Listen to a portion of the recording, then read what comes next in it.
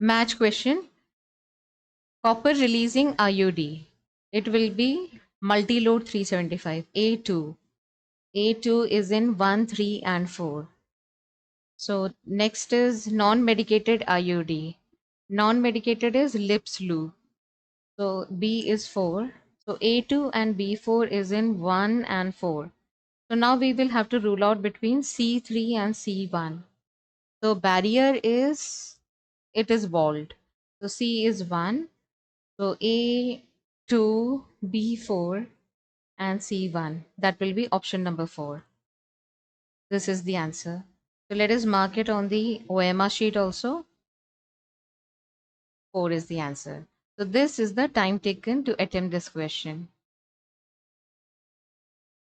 Okay, so as I have been telling in all my videos, the time taken to attempt a question should include attempting the question as well as marking it on the OMR sheet, and mark only the confirmed answer. But once you know that this is the confirmed answer, mark it and then move to the next question. So let's understand all these examples and what these categories are. So these names are associated with female contraceptions. The ones which are asked in this question are cervical cover, which is walled, and the three types of IUDs, non-medicated, then hormonal, and copper containing IUD. Vaginal cover is another point which I have covered in this slide. So the vaginal cover includes female condom. And I came across this video while making the PPT. So I thought of putting this link in the description. This is an excellent video describing what female condoms are and how you can purchase it and how you can use it. So all the details are given here. I would recommend please check this video. Diaphragms, cervical caps, and walls are also barriers made of rubber that are inserted into female reproductive tract to cover the cervix. So vaginal cover was female condom, and this one is it covers the cervix. So this is how the cervix opening looks like when it is viewed by a gynac.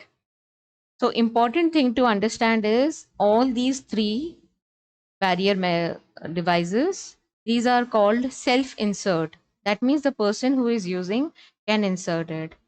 And because it covers the cervix, it physically blocks entry of sperms through cervix, and therefore it will prevent fertilization.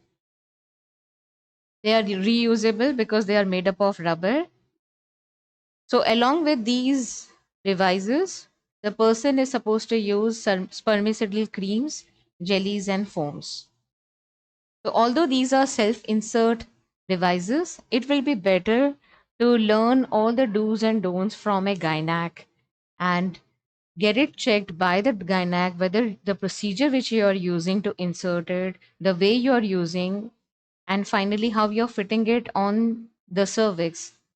Let them approve it and learn from a professional how to use these barrier methods. Next topic is IUDs. IUD stands for intrauterine devices. Another abbreviation is IUCD, which is intrauterine contraceptive devices. So these devices are inserted by doctors, very important, and expert nurses in the uterus through vagina. So the three categories are non-medicated, copper-releasing IUDs, and hormone-releasing IUDs. So example of non-medicated is lips loop. So this was asked in this question, and the mechanism is it increases sperm phagocytosis in the uterus. Then next one, copper-releasing IUD. The three examples are CUT, CU7, and multi-load 375. So see, the question is designed in such a way that they could have given these two options, but then it is so easy to guess it. So most of the time you will see in the question, whenever they have asked IUD, copper releasing IUD, they have always asked multi-load because you could easily guess from CUT and CU7. Now, the mechanism is copper ion are toxic to sperms, and therefore they will suppress the motility and viability of sperm in the uterus. And the third category is hormone releasing IUD. Again, the two examples are progestasert and LNG20. And in the question, LNG is mostly asked because it is easy to guess progesterone, okay, this term. So remember one thing, copper releasing IUD, most of the time they will put this option, and for hormone, LNG. So it makes the uterus unsuitable for implantation. So the lining is affected, the uterine lining is affected due to these hormones. So simple, three different IUDs and three examples and their mechanisms. Okay. Now IUDs, they are inserted by a doctor or professional nurse, and this is the position. This position is known as lithotomy. So the access is very easy this way. So to open the vagina, this device is used, which is called speculum. And awareness of how the procedure is and what you're going to experience, this is very important, because if the person is not relaxed, okay, it can be a little uncomfortable thing to do, especially this thing, okay, it hurts most of the women. And the fact that this is made up of metal, okay, so it is very cold also inside.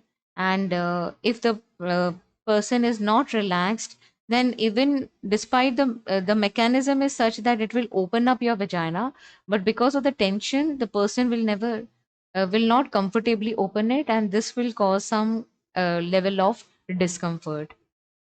So the knowledge that you will have to lie this way, okay, in front of the doctor or nurse, and they will be using something like this is very important.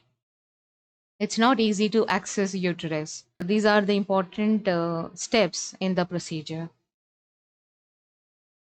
And this is how the intrauterine device looks like. So this part is the stem, and this is around. So copper wire is wound around this part, the stem, and these two arms help in staying there. See, the uterus will be something like this. Okay, so these arms will hold it in place, otherwise it might come out. So these arms help in holding the device in place inside uterus.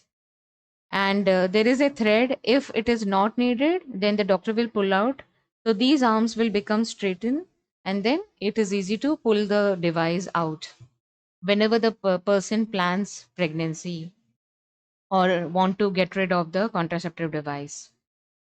So the educational video is, I will put the link in the description. You can check this video as well. So that's all about this question.